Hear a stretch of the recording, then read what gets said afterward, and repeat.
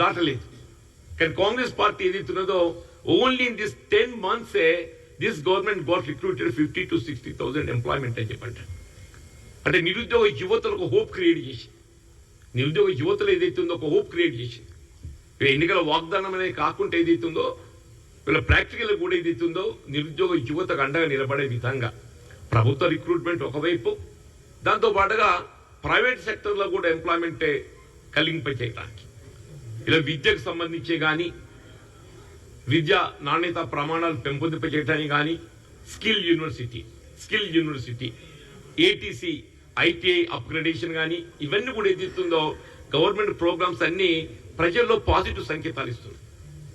ఇవాళ రేపు రాబోయేటువంటి ఈ గ్రాడ్యుయేట్ కాన్ఫరెన్సీ తిరిగి నిలబెట్టుకున్న విధంగా గతంలో ఏదైతే నేను ప్రాతినిధ్యం వహించడం జరిగిందో ఈ స్థానాన్ని కాంగ్రెస్ పార్టీ తిరిగి నిలబెట్టుకునే విధంగా అభ్యర్థి ఎంపీకి సంబంధించి అందరి సలహాలు సూచనలు తీసుకోవడం జరిగింది. వీళ్ళ అభ్యర్థి ఎంపిక అనేది కూడా ఏదైతుందో సాధ్యమవుతుందో నేను couple of days or maximum in week ఇవాళ పిసిసి ప్రెసిడెంట్ గారు అందరూ అభిప్రాయాలు సేకరించి ఏఐసిసికి నివేదించి అభ్యర్థిత్వం కూడా మరి నిర్ణయం తీసుకుని ప్రకటన చేయడం జరుగుతుంది.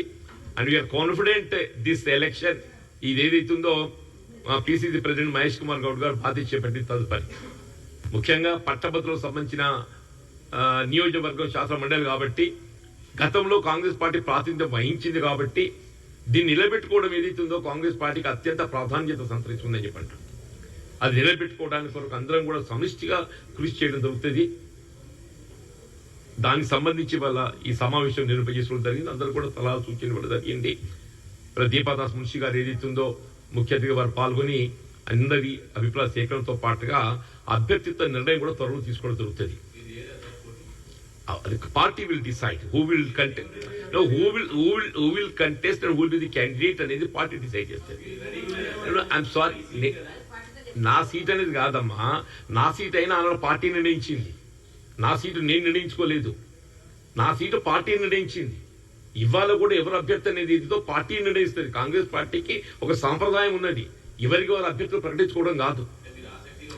ఎవరికి వారు అభ్యర్థులు ప్రకటించుకోవడం కాదు. కాంగ్రెస్ పార్టీకి ఒక సాంప్రదాయం ఉన్నది. ఆ సాంప్రదాయానికి అనుగుణంగా ఏదైతే ఆ సాంప్రదాయానికి అనుగుణంగా పార్టీ ఎవరు నిర్ణయం చేసిన నేననే కాదు ఎవరైనా కానీ అంటూ నేను party however party will decide he will be candidate including me నాకు ఎట్లా ఐడియా ఉంటుంది?